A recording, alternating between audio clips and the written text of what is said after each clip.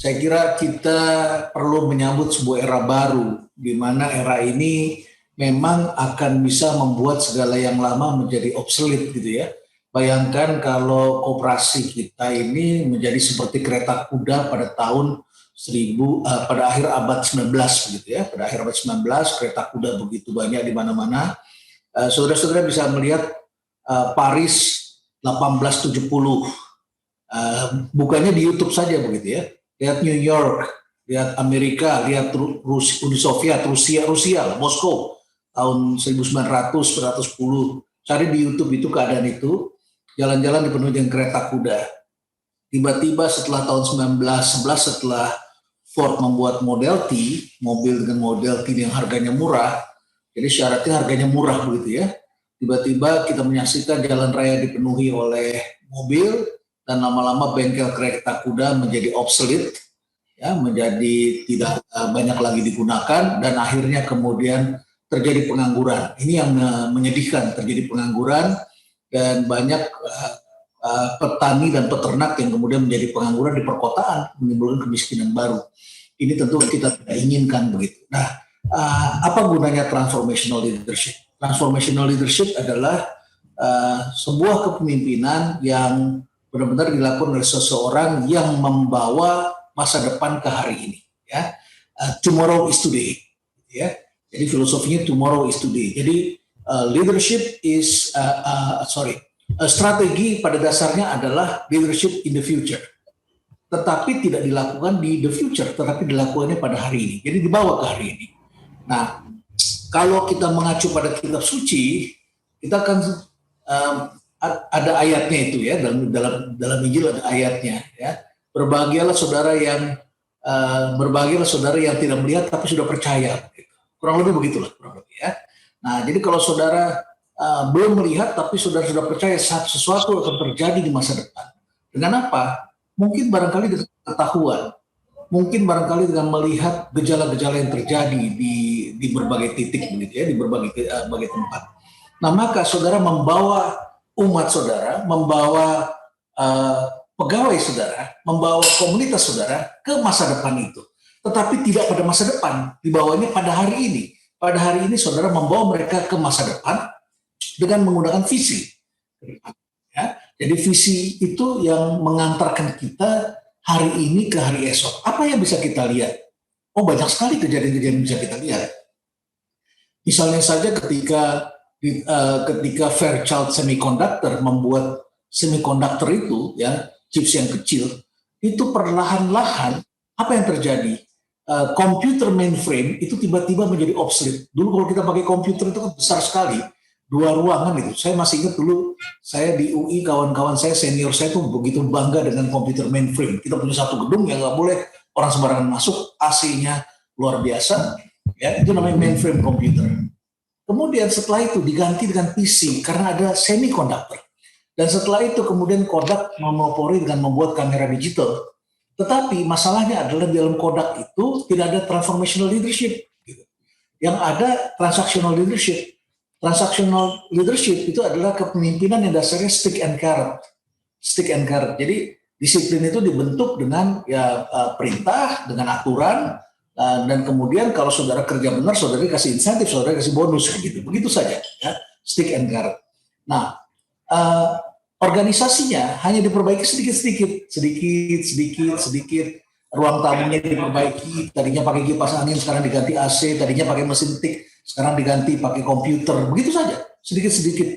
Tapi perilakunya, model bisnisnya, bagaimana organisasi melayani, kecepatannya itu tidak dirubah, orangnya tidak dirubah. Nah, cara berpikirnya tidak diperbaiki. Nah, di Kodak ketika dibuat kamera digital, apa yang terjadi? Organisasi melawan karena sebagian besar karyawan itu adalah orang-orang lulusan teknik kimia. Ya. Eastman Kodak adalah seorang sarjana teknik kimia yang menemukan film roll itu. Bagaimana dia menemukannya itu satu keajaiban tersendiri. Dan setelah itu dia banyak merekrut orang-orang yang seilmu dengan dia dari berbagai kampus. Jadi kampus itu diwarnai oleh satu pandangan begitu ya. Seperti biasa di setiap perusahaan, setiap lembaga itu ada yang dominan di sana ya. lulusan mana yang dominan di sana. Oke. Nah, lulusan yang dominan di Kodak itu adalah orang-orang teknik kimia. Tetapi untuk membuat kamera digital, mereka merekrut orang dari teknik elektro. Apa yang terjadi? Yang terjadi orang lama dengan orang baru itu berbenturan. Orang lama itu tidak suka terhadap terjadinya perubahan dan mereka kemudian membunuh kamera digital itu. Ya. Dan akibatnya pada tahun 2013 setelah hak patennya berakhir, Kodak justru dibunuh oleh kamera digital yang dikembangkan oleh pendatang-pendatang baru yang mulai dari kertas putih. Gitu ya. Padahal tahun 70-80-an Kodak itu sudah diberitahu dan mereka sudah melihat, tapi mereka tidak percaya dan tidak ada pemimpin yang membawa organisasi ini ke sana gitu, ya pada masa itu. Sehingga kemudian ya dia menjadi mati begitu. Nah ini menjadi persoalan karena kita mengelola ini sekarang harus mengelola 3 hal sekaligus. Nanti saya cerita ya, tidak sekarang, tapi nanti kalau saudara-saudara mengajukan pertanyaan saya akan jelaskan bahwa ada 3 hal. Ada masa lalu, ada hari ini dan hari esok, dan ini berbeda sekali. Ya, jadi karena hari esok berbeda dengan hari ini. Kalau hari esok sama dengan hari ini, kita pakai transaksional, saya kira mungkin masih bisa begitu ya. Tapi karena hari esok tidak sama dengan hari ini, dan hari ini tidak sama dengan kemarin, kita akan mengalami decaying, begitu, mengalami pembusukan, mengalami penurunan, penuaan begitu ya, yang tidak bisa kita hindari dan akhirnya kemudian akan mengalami suatu fase menuju kematian. Itu sudah pasti terjadi demikian karena kita dikelola dengan cara yang sama seperti kemarin. Nah, karena hari esok berbeda dengan hari ini, teknologi hari ini berbeda dengan kemarin. Sementara sebagian kita barangkali masih menggunakan cara berpikir bekerja kemarin belum digunakan dengan sempurna, maka hal itu akan tidak bisa kita hindari bahwa terjadi kemunduran dalam organisasi. Nah, kepemimpinan transformasional sekali lagi adalah didasarkan oleh penglihatan atau visi ke depan, bagaimana kita melihatnya ke depan. Kemudian kita membawa hari esoknya pada tindakan-tindakan nyata hari ini, ya. Dan pemimpin di situ adalah orang yang menggerakkan. Menggerakkan bukan semata-mata mengorganize saja, tetapi menggerakkan, mempengaruhi bawahannya, memotivasi untuk mencapai sesuatu yang baru di masa depan. Itu adalah yang disebut dengan transformation. Dan melakukan transformasi sesungguhnya bukanlah sesuatu yang mudah, terutama menggunakannya pada orang-orang yang sudah lama menggunakan cara-cara lama.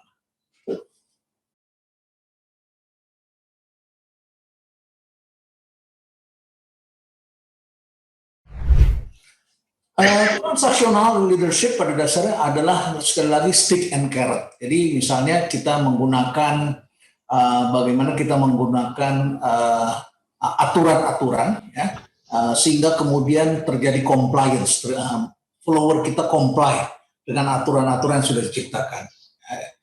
Dan kalau tidak mereka jalankan, tentu kita bisa melakukan punishment.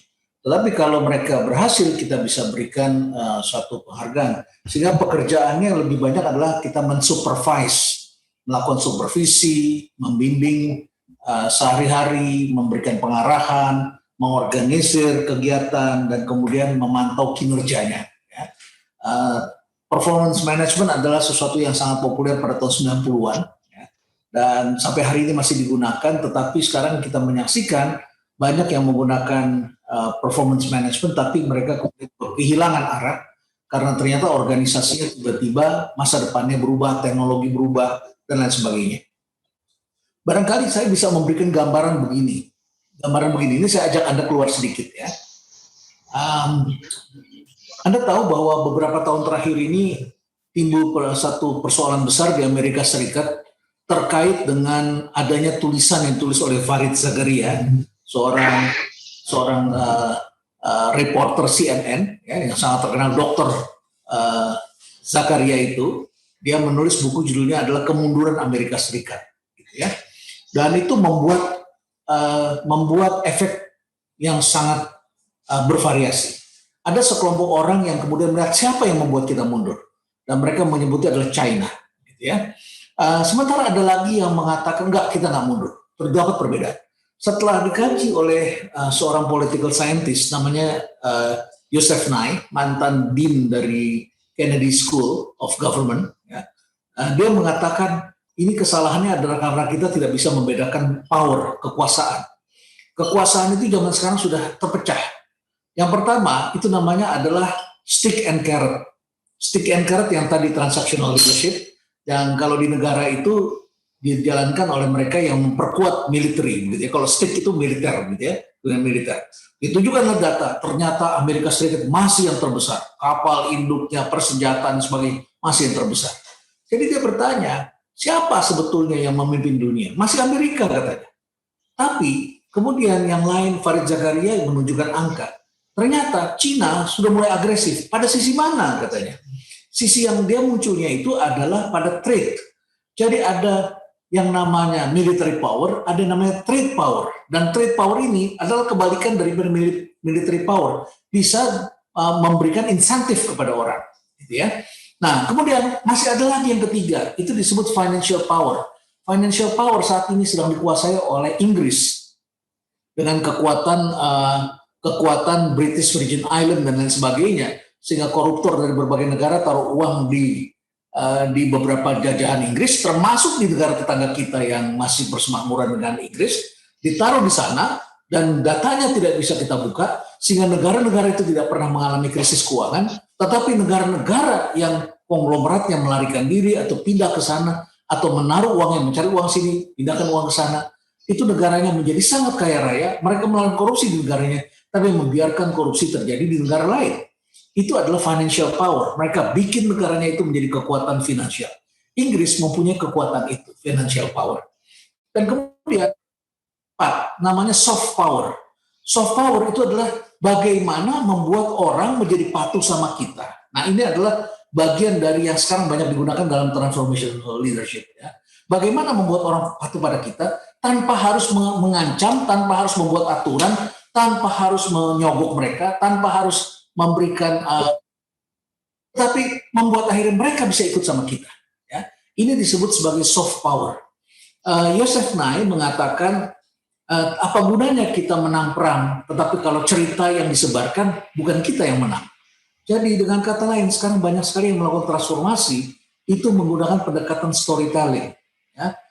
Narasi, perumpamaan, cerita. Itu bagaimana itu digunakan supaya orang akhirnya kemudian tergerak dan kemudian mereka akhirnya kemudian berani mau melakukan sesuatu.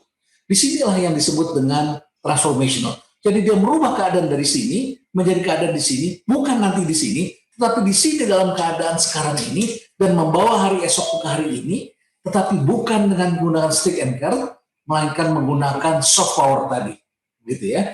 Nah, sedangkan yang tadi yang 2-3 pertama itu saya sebutkan tadi, itu adalah merupakan semacam gambaran dari bagaimana transactional leadership digunakan.